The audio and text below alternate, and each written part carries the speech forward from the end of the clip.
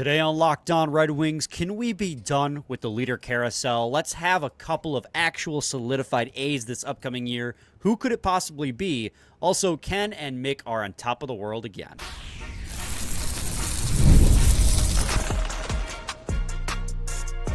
You're Locked On Red Wings, your daily podcast on the Detroit Red Wings. Part of the Locked On Podcast Network, your team every day. Welcome back to the Locked On Red Wings podcast. We're your hosts, Brian Fisher and Scotty Bentley. And on today's episode, another yearly one we've done, kind of because every year we're like, will this be the year Moritz Seider and Lucas Raymond get to wear the A? And last year kind of was. Only kind of. Because they did this ridiculous leadership carousel. And we'll talk about that first before giving you a few of our actual candidates we have for who's going to wear the A this year. No conversation about the C, obviously, because Dylan Larkin is the captain of the Red Wings, and he will be until he is no longer on the team. Before we get to that, Scotty, got to let the people know today's episode is brought to you by Game Time. Download the Game Time app, create an account, and use code LOCKEDONNHL for $20 off your first purchase. So, Scotty, as we all know, last season really quick, was... This is totally off the wall here. I promise we'll yes, good conversation to have. Did you happen to see Dylan Larkin's Instagram post? Oh, with him with his baby on the ice and like so one of them was him with his baby on the ice, which was adorable. There was a lot of like his family, his wife, etc. But there was one of him on the golf course with Tarek Skubal and Spencer Torkelson, and I just think that's awesome. That is actually really cool. It's cool to know that cross sports they're at least acquaintances. Well, right. When the teams are all bad, that doesn't happen, right? Like, because no one cares about playing there, and they're all like rental players, whatever. When you have like an actual established core of like, this guy's going to be here a long time, and hopefully the team's going to be good with him, then that kind of stuff. Like my header on Twitter for a decade has been the picture of the 90s. It's Cecil Fielder, Joe Dumars, Steve Yzerman, and Barry Sanders all at like Tiger Stadium together, right? So like it's just cool that like Detroit's back a little bit. We need the Wings to pick up the slack though in that department, and hopefully having some established. Are you an assistant or alternate guy? I'm more. I don't care. They're both fine. Okay, fair. Because like some people not to really be a fence sitter, but yeah, I know some people really care. But I've played hockey my entire life, and I've played on teams where some people call it alternate, some people call it assistant. I think it's technically assistant captain. No, but I don't know. Actually, I don't know if it's technically assistant captain, but I've heard it called both ways. I think it's fine either way because the point is the same. You're wearing the A. You're an alternate. You're an assistant. Like you are second to the captain in leadership on the team, which brings us back to, by the way. Real nitpick. Again, we'll get back to it. As much as people want to believe, because you said the Wings need to pick up the slack a little bit, the Wings are not a bad team. No, not they're at all. They're just not technically a good team either. Well, no, they're not a bad team, but it's crazy to say they barely missed the postseason 2 years in a row, and that is the worst of the four teams. Right. So the Pistons made the playoffs. The Tigers made the playoffs. The Lions obviously were the best regular season team in football. Like it's a beautiful thing that, from where we were 5 years ago, where we can like talk about the Wings barely missing the postseason as being comfortably the worst even seems like too dramatic to say, but you get the point. Yeah. Yeah. But yes. So last season, the Red Wings had this ridiculous leadership carousel and we do our thing. We do our little PR spin. We try to like look at the bright side of things when we can, and like talk about how did we even do a spin on this? Like I'm trying to remember how we framed this. I feel like immediately we were like, this is kind of stupid. Like yeah, our spin on it was this is dumb. Yeah, I think our spin was like, Raymond and Seider are being groomed for wearing A like full time, and so like at least they get to wear an A at times. Like that might have been our spin. I can't. Yeah, well then like the Patrick Kane, in Chicago thing, like was obviously cool and whatnot, but yeah, man, I think it's pretty dumb. like, and I remember when we had this conversation last summer before the carousel was a thing, we talked a lot about, there's a lot of candidates on this team to wear an A. Players who have, at least on other teams, worn letters, and players on this team who have already and still are wearing letters. So, like, we had a list that was like 8 players long. Like, we saw Petrie wore an A before. I think Olimata's worn an A before, not on the team anymore, obviously, but DeBrinket's worn an A before. Right there. Shout out Olimata, man. Shout out Olimata. Very capable player capable of playing in top 4 minutes when need be. Did Heroic ever wear an A? I don't know, but I was talking. Yeah, I know players who. But like, I was just thinking, like, the year he got traded, I feel like I might be totally making that up, but that's just like the vibe of player that right. They like. It was truly a full revolving door the last calendar year. Yeah, I mean, this last year in particular, they literally, not just a carousel of players who have come in and out of the team's roster, but on the ice every single game, there was a strict rotation. And it's stupid it was silly to us because, yes, you can make the argument, Lalone made the argument at the time, like, there's just a locker room full of leadership. But we don't rotate presidents every single week. Like, we don't rotate vice presidents, I guess, in this case, every single week. Like, you select one to be the guy for some time.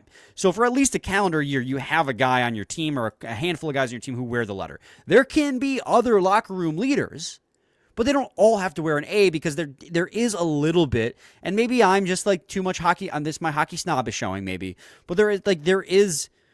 You do need a little bit of that hierarchy in the locker room. Like, these are your selected leaders to go to and turn to, and in turn, be the ones who answer the most questions to the media and stuff. And last year it was just insane because you had Seider, Larkin, Raymond, Kane, DeBrinket, Copp, Chiarot. Like, even was Rasmussen in that list? I don't even remember. He's worn it at times. Like, everyone just rotating, and it was too much. So this year, let's select a few. And Scotty, I guess my first question here for you in this is, how many A's do you think that the Red Wings should go with in the upcoming year? Like, what format? Because there's a couple different common formats in the NHL. Yeah, I mean, I'll be honest with you. I am, and we talk about this every year. Like, this is kind of an evergreen show or not evergreen, a recycled topic we talk about every summer. Right. Off-season topic. Right. Well, it's something we talk about because, I mean, to your point, we're kind of waiting for these letters to be given to maybe players that are more prominent fixtures in the lineup card, right? And so I think, I mean, I don't want to like jump the gun and start talking names, but like Ben Chiarot's still here and he's worn it plenty. Like, I feel like there's a chance, especially if he's on the top pair, that he's just going to get it, slapped on his jersey again.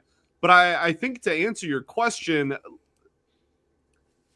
maybe I'm like traditionalist in this sense or whatever. Let's just simple it up, man. Just give me 2 alternates and 1 captain, and let's go throughout the season. And like, the reason why I say that, and the reason why I bring up like Chiarot and like Kane has wore it, right, is because this lineup card, it just feels so painfully obvious. Just be like, okay, who are the 3 players that are the core and that are here for the next 7+ years? Like, that is Larkin, obviously, is going to wear the C. Whatever, he has 6-7 years left. Sure. And then, I don't know why I said it twice. We're getting crazy. What is happening? We're getting really crazy right now. And then, obviously, Seider and Raymond, right? Like, I don't understand why. And look, if I'm not in the locker room, if they're not leaders, then they're not leaders. And like, you got to find somebody who is maybe a little bit more. But I just feel like, given the fact that they are not only the 3 players that are under contract for the longest, but arguably the 3 best players on the roster on top of that, I don't know. I feel like we got way too cute with it last year. Let's simple it up and just give it to like the objective long-term core of this hockey team. Well, and to take Lalone's argument from last year, but come to a different result, like, yes, there can be, if Andrew Copp doesn't get the A, does that automatically mean he's not a leader on the team? Does he need to wear a letter during some games to be signified as a leader? Or is that just like you don't want to hurt this player's feelings by not selecting them? Right. Like Andrew Copp has been a leader on this team in the locker room since he's got here. In fact, if you ever listen to any media interviews with Andrew Copp, he is one of the most vocal and interesting people to listen to in the locker room. Like, despite his mad RBF on the ice, I actually love his RBF. It's so funny. He'll score a goal and look pissed about it. He's a very good locker room leader, at least from everything I've gathered just watching him in the in those media interviews. But if he doesn't wear an A, that doesn't all of a sudden nullify that factor. You don't need a revolving door of A's. So I agree with you. That there are three in my eyes, like standard formats, and the two solid solidified A's are what the Red Wings have gone with in the past. Like it was like, Lidstrom, Zetterberg, Kronwall, right? Or Lidstrom, Zetterberg, Datsuk. And then after Lidstrom retired, it was Zetterberg, Datsuk, Kronwall. It's been 1 C and 2 A's. And I get you didn't have like the solidified long-term leaders recently that you did in the past, but let's start that trend again.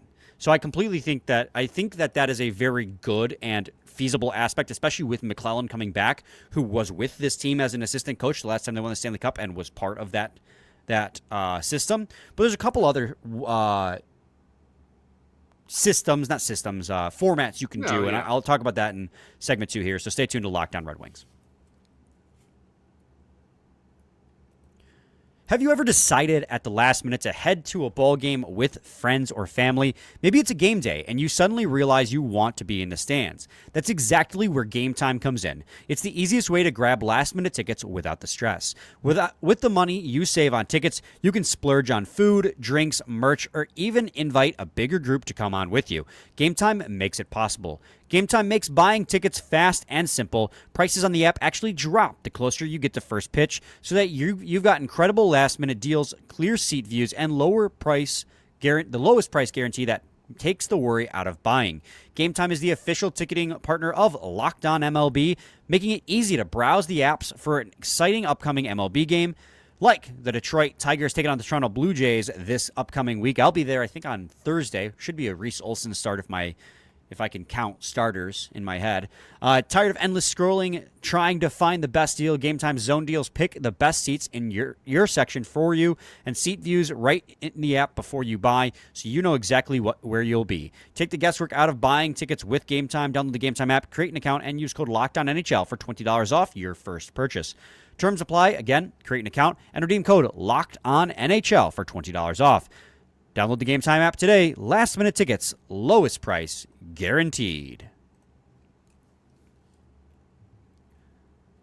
Segment 2, Locked On Red Wings podcast. Scotty, so you mentioned having just 2 solid A's, and that's the classic format the Red Wings went in their last phase of winning.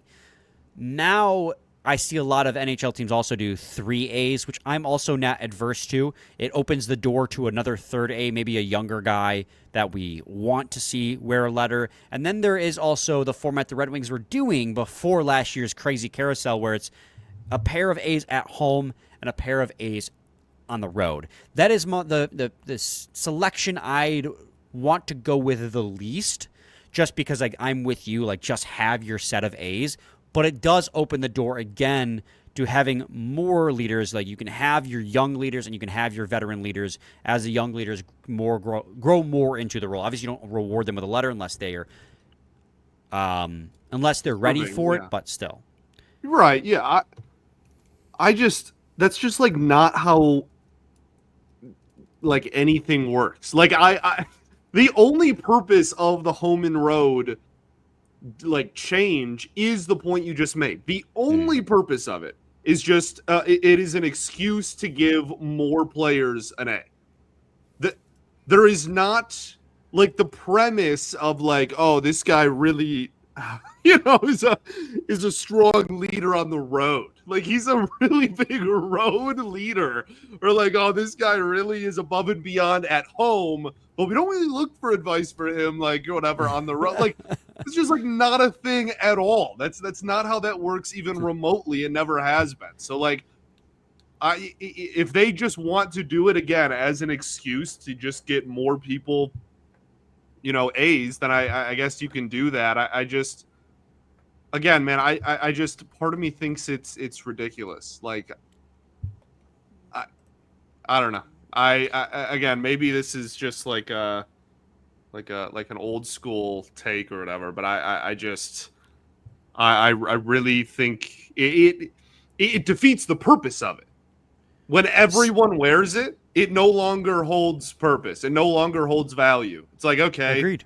then it's just like, it's my turn tonight, and then it's, not, and what, like, you basically don't have any. Like, no one looks at the team and goes like, oh, like those are, the 3 or 4 leaders on the team. Like, no, it's just we're all leaders. Okay, well then none of you are leaders. Like, that's just, I don't know. I like, this is being pride, like, and we're definitely looking at this under a microscope because it's July 23rd, but like, it's just something that I think really you water it down very, very quickly when you have so many people wear it. Yeah, and for the record, the last time Todd McClellan coached a hockey team, the LA Kings, they had 1 captain and they had 3 A's, which is a format I am more than okay with, having 3. As long as they're just the 3 for the year, and they like, they're not, you're gonna wear it one night and then not the other, whatever. But we're 16 minutes in and we've barely listed a single candidate, right? Who are your candidates for wearing letters with the Detroit Red Wings? I kind of did. I really think that there's a very solid and, if not winning, argument to just keep it simple, stupid, and just go Larkin, C, and Seider and Raymond with the A. Like, that is your core. They are also your best players. They are also your biggest, like, producers. And by all accounts, they're great locker room guys as well. They're not, first and second year players anymore that you're worried about, like, oh, are they going to be taken seriously in the locker room? They're rookies, whatever. They're 20 years old. No, like, they're veterans, like, not like veterans, but like, they're established. You can say Seider's a veteran at this point. I mean, right. He's like, going into his 5th year. Yeah, sure. Wow, that's actually crazy to think about. But yeah, like, they're established players. So, I really, that's kind of, I would have zero issue with that, unless we find out again that, like, Lucas Raymond is like the worst leader ever and is just a complete goofball in the locker room and no one takes him seriously. Like, I think that that's a pretty easy thing to win me over on. So I'm gonna roll with Todd McClellan's most recent experience as head coach of the LA Kings, where he had 3 A's. That's gonna be the basis of my argument.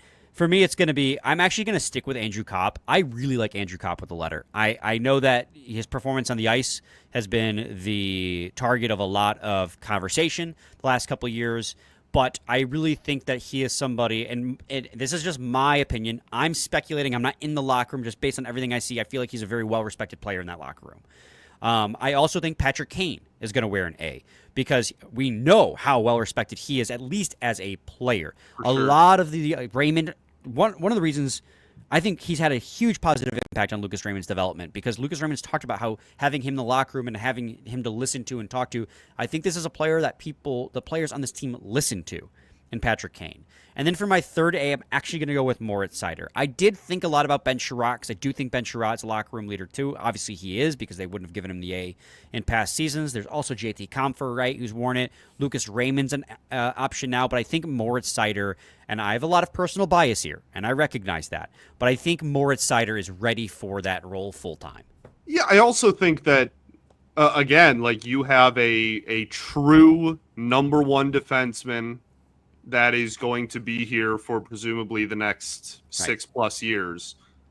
Like, it kind of just makes sense, again, to make that person a pillar of your team. Yeah, I think Kane is obviously a great shout as well. I mean, that's not only do you get just the experience and the locker room experience that he's had and whatnot, but obviously, from an outsider perspective, you get one of the bigger brands that is currently in the NHL, and you get people, fans and whatnot that look, and not that that should be like what goes into, getting captaincy or getting an A, but I think that you just have someone who has a lot of experience being a top premier player leading a team, leading a playoff team, obviously leading a cup team. He wore an A on those cup teams too. Right. So like, right, exactly. it seems like So I think that makes a lot of sense. And if you do go 3, from mine, just like give it to Raymond and Seider. I'm okay with, if there is a third one, just giving it to Kane. I don't know. I would, if Ben Chiarot is like the best leader in the entire locker room, then sure. Again, I'm not in there. But I have no issue with Copp wearing it, and I have no issue with Kane wearing it either. Yeah, and I don't have a problem with. I want the next generation of the young players to start being recognized as the leaders on this team. Like, I want Raymond to wear the A. I think at some point on this team, he will wear a letter full time. We're struggling today. But it's just like, with the players on this team right now, I think that there are really good locker room leader options that are well established in the league. If Seider doesn't get it, I mean, personally, because of my bias, I'll be a little bummed because I think he's ready for it. But like, if it goes back to Chiarot, like, I get it. These are experienced, and again, obviously, production on the ice goes a long way to making people respect you and view you as a leader, but that's not always 100% the case. Like, sometimes your best leaders, like people talked about David Perron, is love or hate David Perron at the point of his career when he was here. He had a pretty good tenure here. Like, he had drawbacks, right? He had warts, but he was still a solid contributing player on the ice. He was a leader in that locker room. He was one of the driving forces of bringing that team up when they got into the depths. And it's been talked about to no end about how every team David Perron is on, he is a leader. And like, you don't need your best player on the ice to be your leader. Sometimes the leaders are the players who are a little bit more down in the lineup. Not to accuse David Perron of playing down in the lineup with us. He was a top 6 forward most of the time he was here. Well, but, like, we dog on Ben Chiarot at times. We dog on Andrew Copp at times. But like, here we are still advocating for them, maybe not Ben Chiarot as much, but advocating for like guys like Andrew Copp to still wear a letter, because being a leader and being the best player on your team are two different conversations. For sure. Scotty, let's take a quick break. And I guess it was just me advocating for Andrew Copp. Sorry to put words in your mouth. Let's take a quick break, and when we return, we'll talk about Ken and Mick on top of the world again.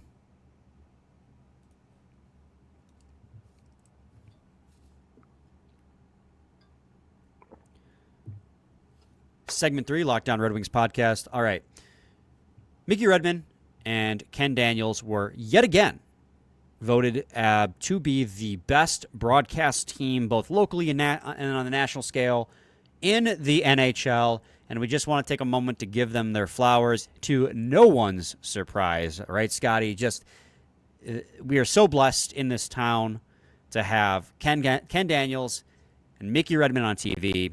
You got Paul Woods and Ken Cal on radio, and then on baseball, we got literally the best baseball announcer in Jason Benetti. You have Dan Dickerson for radio, who also fills in on TV. Like, on and on, all the sports. We're so blessed with the broadcast teams we have, especially when your teams aren't playing well. It's obviously the Red Wings being the only one who's still trailing behind on that one. But, I mean, it was never a question, right? No. Shout out George Blaha, by the way. Yeah, no, yeah. Obviously. Dan Miller. I think, right. I think that it wasn't a doubt. No, and they are so good at their jobs. It is truly remarkable, and I think to continue to be recognized in this list every offseason as, the team that has a top 2 broadcast team in the entire sport, not only reiterates that, but it also gets, and not that, the Wings necessarily need, any more eyes on them or whatever. They're the Detroit Red Wings. They're obviously a massive brand, but for a team that has not made the playoffs in quite a long time, to have the outsider, even if they're hate watching, be like, okay, like I know, if I tune into a Red Wings game and get the local Wings broadcast, that I'm going to listen to a fantastic broadcast is is really awesome. They do everything right. It's amazing.